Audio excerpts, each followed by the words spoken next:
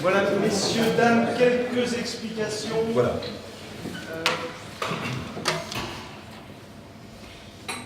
Précédemment, dans le feuilleton coltésien. Je me réveille, j'ai mal au crâne, j'ai mal au ventre, j'ai mal à la gorge. 27 heures que j'ai pas dormi. Ouagadougou via Casablanca, Paris-Orly, Paris-Gare de l'Est. Metz, ici, Metz. Je passe de l'Afrique au désert. Appelé un rat le désert. Quel retour. Il fait presque déjà nuit, j'ai une gueule de bois, je suis une gueule de bois sur pied. Je sais pas ce que je fous là, faut que je sorte. Retourner au désert, comme tous les soirs. Je me lève, saisis la valise de 20 kilos. Putain, c'est sûr, je vais mourir ce soir. Je tire la porte du bistrot. Et paf! Putain, mais merde, faites gaffe. Je peux faire quelque chose pour vous? Mon frère vient de mourir. Ah, il s'est occupé à son avantage de la succession. Lui, la maison, moi, l'entreprise. L'entreprise. Une ruine qui prend l'eau, des murs de rien qui entourent du vide. Le voilà, mon héritage. Ça me touche beaucoup ce que vous me dites. Je sais pas pourquoi, je me sens très ému. Je dois récupérer la clé. Quelle clé? La clé de mon héritage, celle qui ouvre des murs de rien. Au Pontifroy? Je vais vous aider. On y va? Ah, mais attendez, je connais même pas votre prénom. Je ne connais pas le vôtre non plus. Bernard. Marie.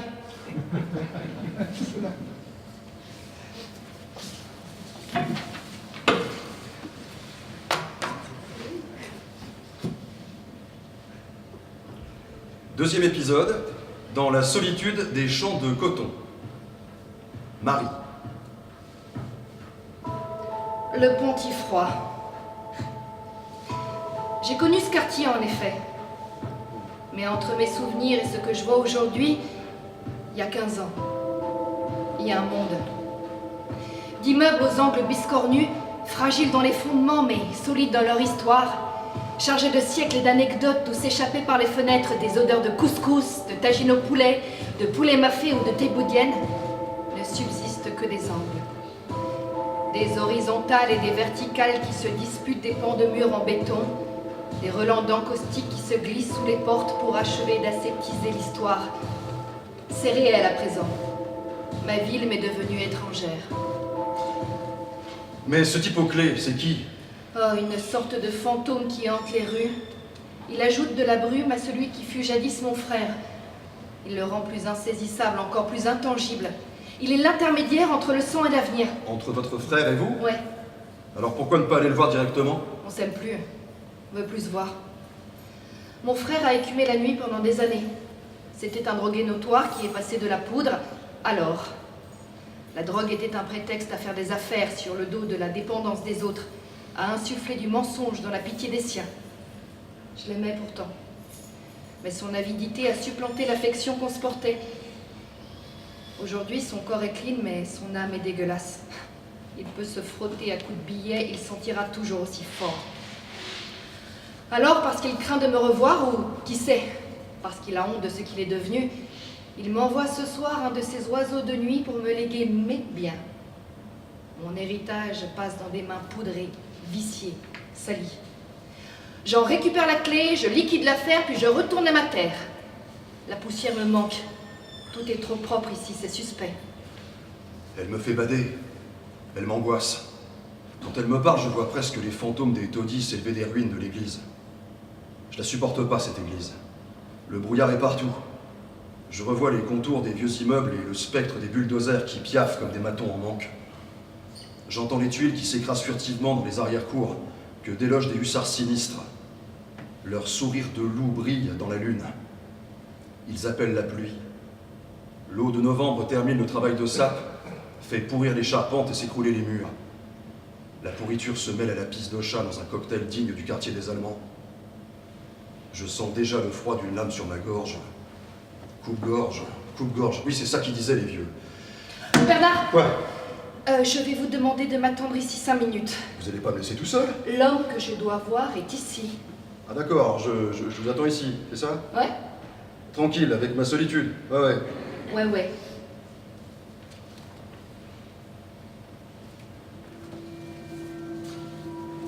L'homme est une silhouette.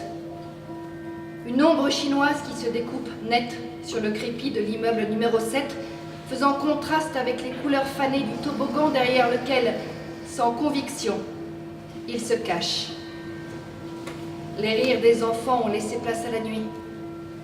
Le bruit des compteurs électriques ponctue le silence, accompagné par la rumeur d'une émission de télévision qui, quelque part, traverse le béton. Décor. Ambiance. Le cadre est planté. Il faut y aller. Bonsoir. Si vous marchez dehors, à cette heure et en ce lieu, c'est que vous désirez ce que vous n'avez pas. Et cette chose, moi, je peux vous la fournir. Vous avez la clé? Vous avez mon illusion. Votre quoi?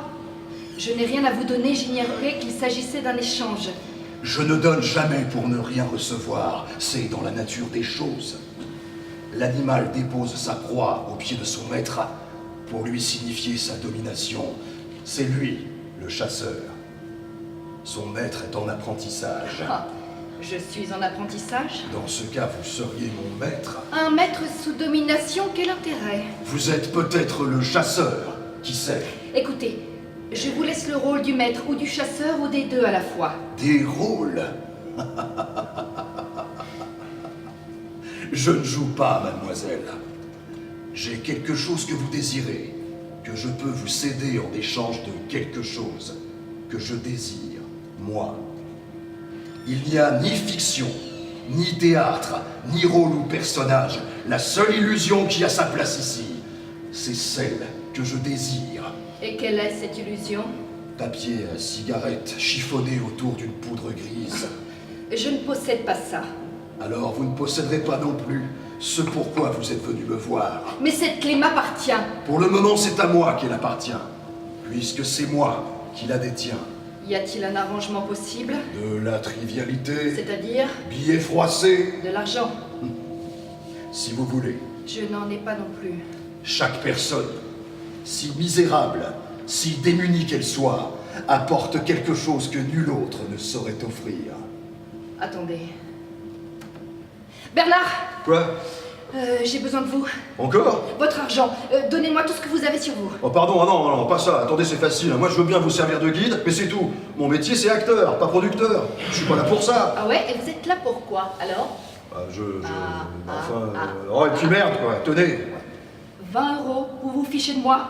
Bah quoi, c'est tout ce que j'ai? Hé, t'as tout ce que tu veux. Tu peux partir où tu veux, t'as du pognon, je le sens, ton pognon. Son odeur me pique les yeux. Tes poches.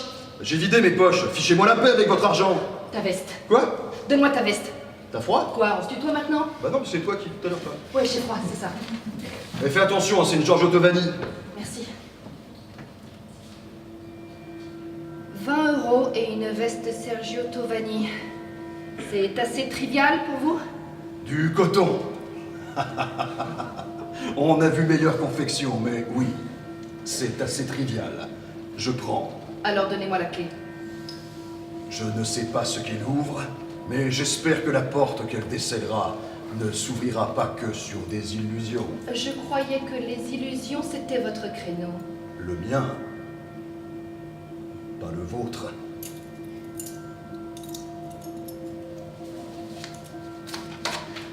Ouais. Bah et ma veste? Merci. De rien. Et c'est là que, comme d'habitude, la certitude s'écrase sur mon visage. La vie n'a pas de sens. Les brumes s'écartent et ce que je prenais pour un alcôve sordide se résume maintenant à la devanture d'un pressing.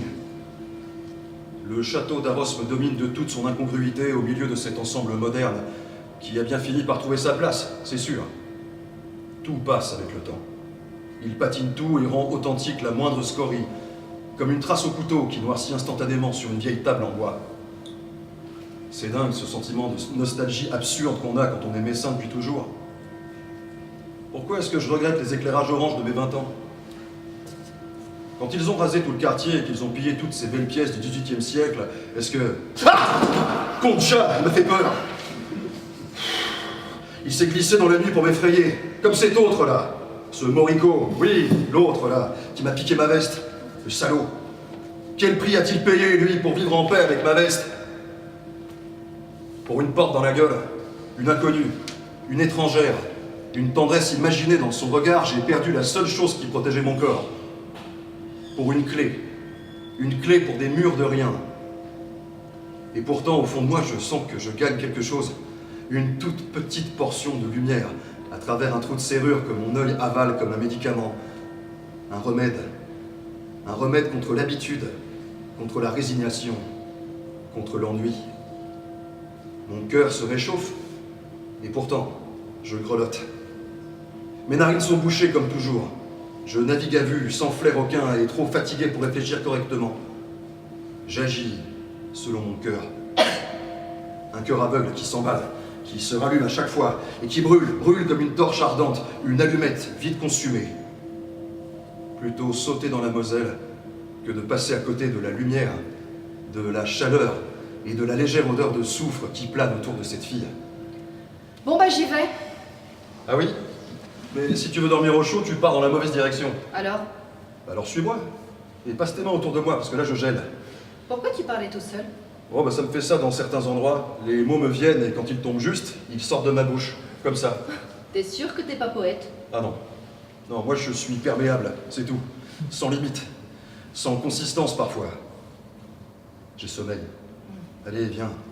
J'habite pas loin. Rien n'est loin ici. Et il est encore temps d'aller boire le dernier verre, celui qui réchauffe.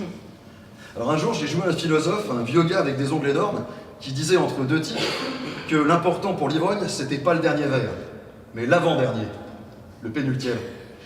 Ouais, mais j'ai pas d'argent. Et ben moi non plus, plus rien, même plus de veste. Bah alors?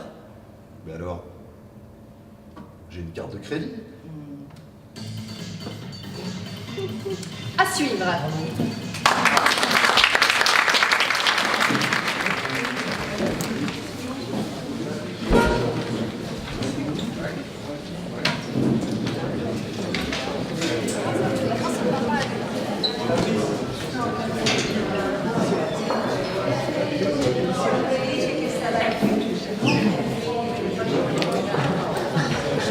La technique, c'est ça.